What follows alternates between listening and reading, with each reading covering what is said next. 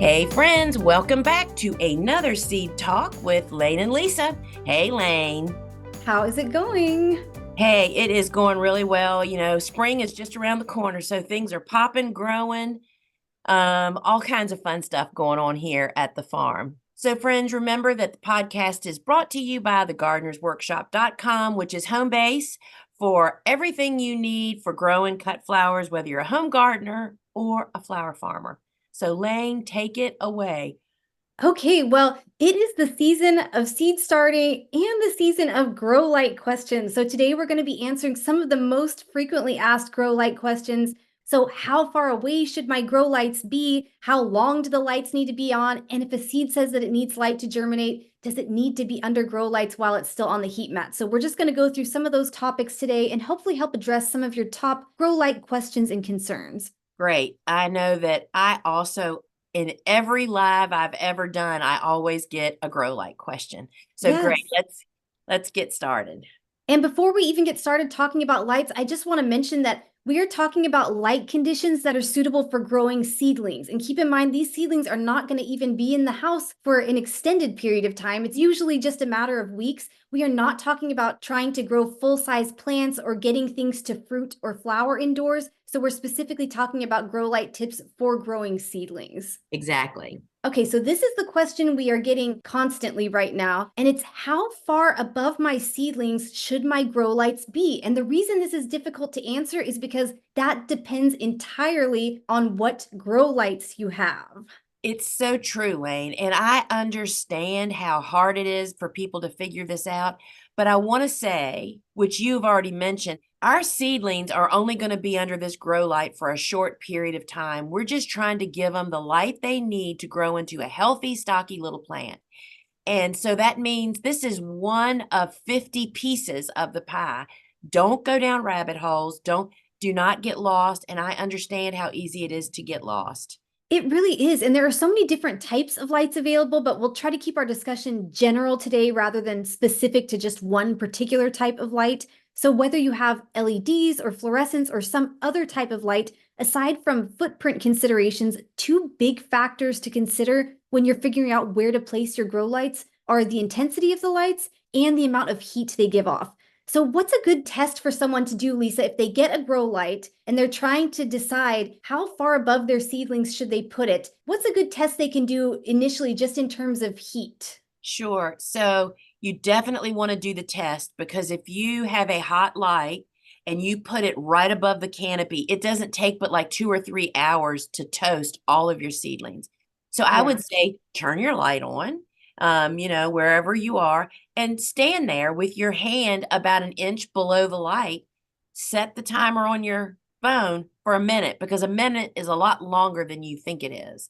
And just see, is my hand getting warm or is it hot or do I feel nothing at all? If you're feeling confident that there's not a lot of heat, those are grow lights that in fact can be right above the canopy, an inch or two above.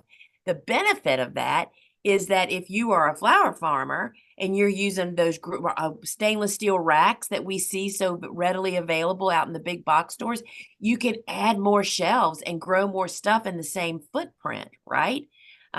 But there are other benefits. If you do have a hot light, this is nothing based on science, y'all. This has been my experience. The really hot ones typically need to be further away.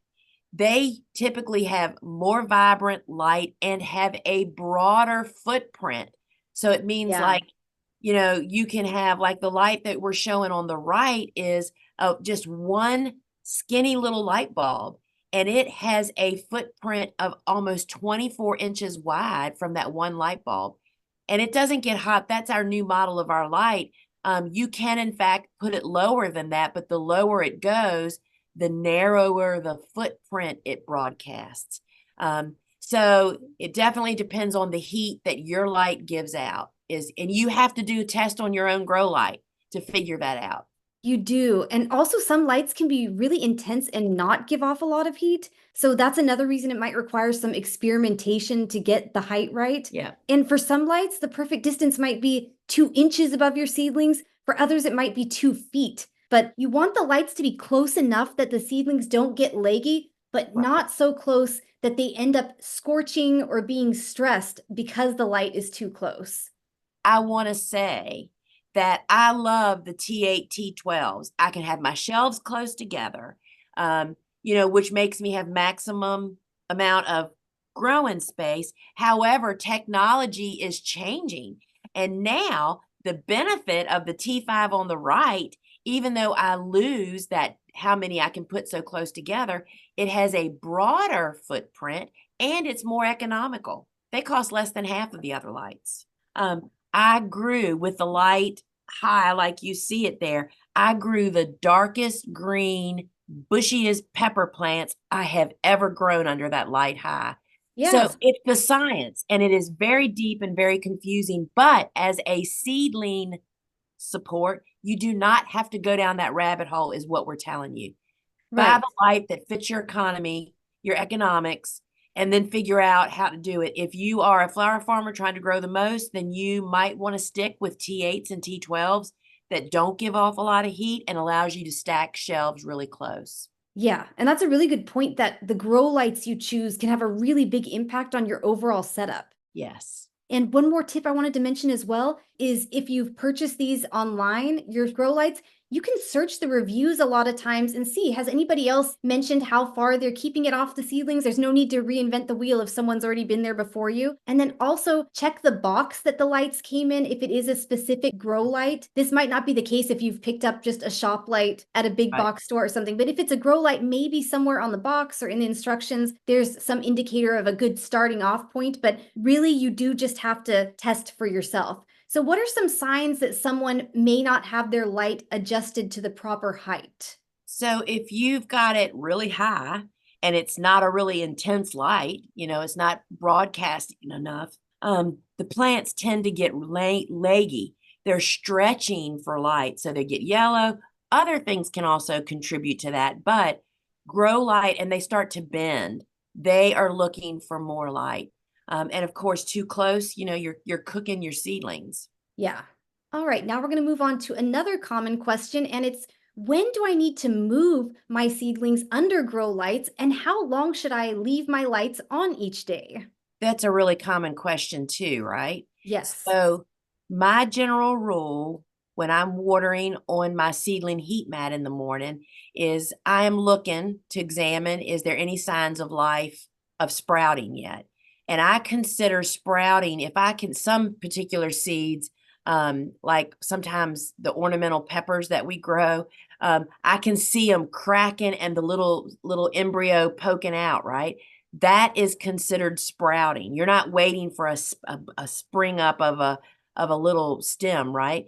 So I'm always looking for signs of life. And when I see approximately 50% of signs of life, I move it off of the seedling heat mat over to the grow light. And you want to make sure to move those seedlings under the grow light because you don't want them to get weak and leggy. They need a really intense light so they can grow into strong, healthy, stocky seedlings. Right. And it's surprising how fast they can get spindly and weak if they're lacking in light for too long. So just remember that the 50% number, it's just a guideline. And like Lisa mentioned, even if you just see those seed coats starting to crack, that counts as signs of germination. So true, Layne. I was talking with a student day before yesterday. Her power was out, and she was so upset that it just only took a matter of a few hours of being in a room that had a couple of windows, so there was light, but obviously there's never enough light in that circumstance for seedlings. But without her grow lights on, all of her seedlings were bent after just a Oh, few hours, and there's really nothing to do in that situation.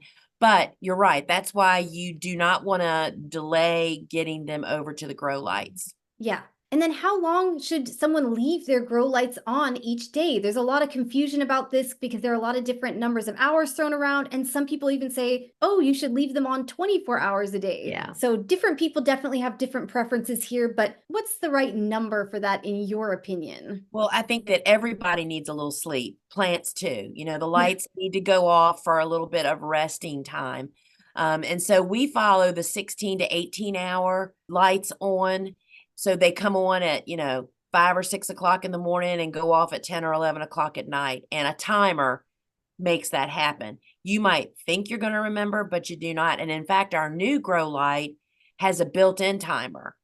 So that it makes it even easier. Each light can be set. And so, yeah, 16 to 18 hours a day of grow light is what grows the healthiest, stockiest, shortest, most abundant seedlings. And we know for fact that they go on to not to be more disease and pest resistant and grow healthier once they get in the garden. And in terms of leaving your lights on longer than that, like Lisa just said, the seedlings grow into perfectly healthy seedlings with 16 hours of light a Right, day. So right. there's just no need to waste any additional electricity or waste any of your grow light hours. Your grow light is only rated for a certain number of hours. There's no need to waste those unnecessarily. Exactly.